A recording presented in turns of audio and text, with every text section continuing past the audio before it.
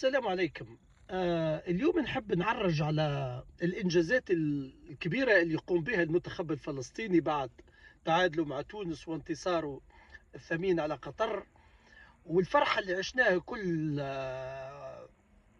لأنه الشعوب العربية كل تحب فلسطين تمشي لبعيد الصراحة. يعني حتى كتونسي أنا خسرت تونس في وقتها، ممكن أوكي زعلت تغششت شويه وكذا، لكن بعد خلاص قلت راهي فلسطين عادي جدا والتوانسه كل تحب فلسطين بصراحه.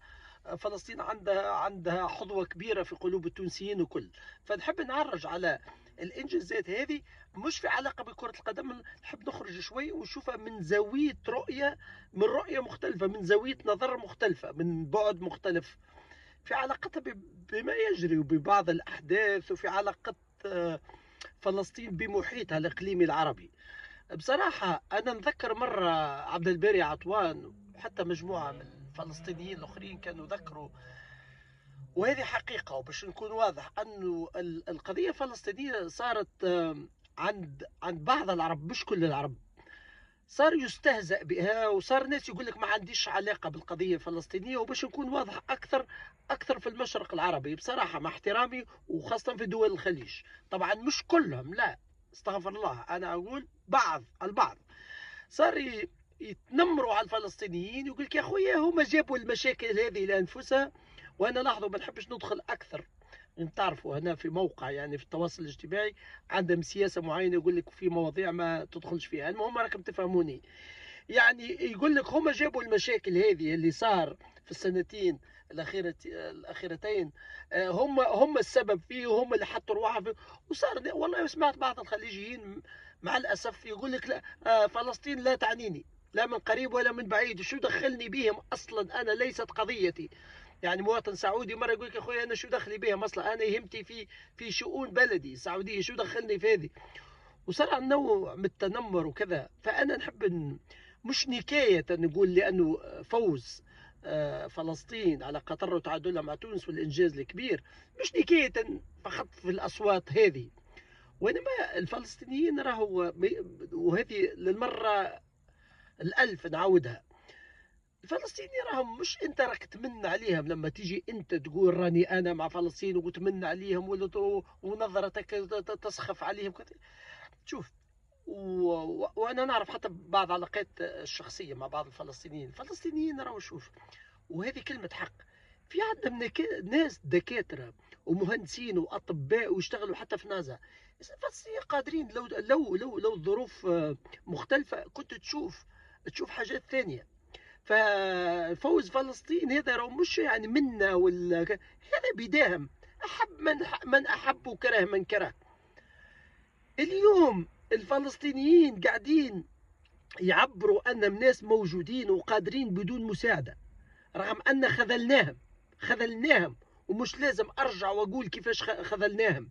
دول تفتح في ممرات تفتح في ممرات لتزويد العدو بالمواد الغذائيه وكذا، بعد ما اليمن قطعت الممرات البحريه وهم فتحوا الممرات البريه. على كل حال باش ما نخوضش كثير، اليوم الفلسطيني قاعد يبرهن انه قوي، وانه بمفرده قادر انه يفعل.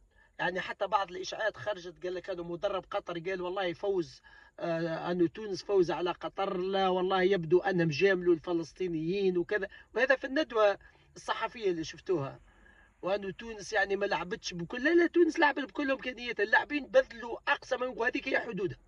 وما كانوا اوكي تقول لي هم ما كانوش ما كانش عندهم نجاعه وكذا، اوكي معاك، لكن ما فيش حتى مجامله، لعبوا وتونس كانوا يحبوا يمروا للدور هذاك وما فيش حتى مجامله.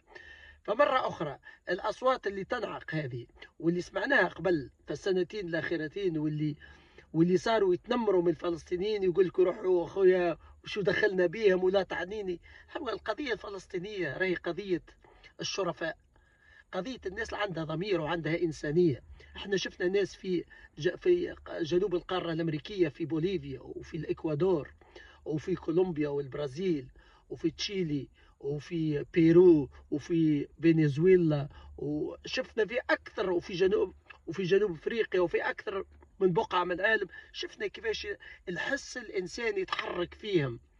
الحس الإنساني أحيانا لما تتعاطف أنت مع شخص، أنا لا أنظر لا إلى دينه ولا إلى عرقه ولا إلى مذهبه، خاصة لأنه إحنا دمرتنا الطائفية النتنة، الشعوب كلها تحرت من حروبها. يعني أوروبا تخلصت من الصراعات متاعها بين بين الكاثوليك والقلة البروتستانت من 1000 سنة تخلصوا منها، وكل الإثنيات والقوميات تخلصت من مشاكلها الإثنية والعرقية والمذهبية. ونحن لا نزال نجتر، ما زلنا نجتر في مشاكل 1400 سنة إلى الآن، ونسب بعضنا وكذا.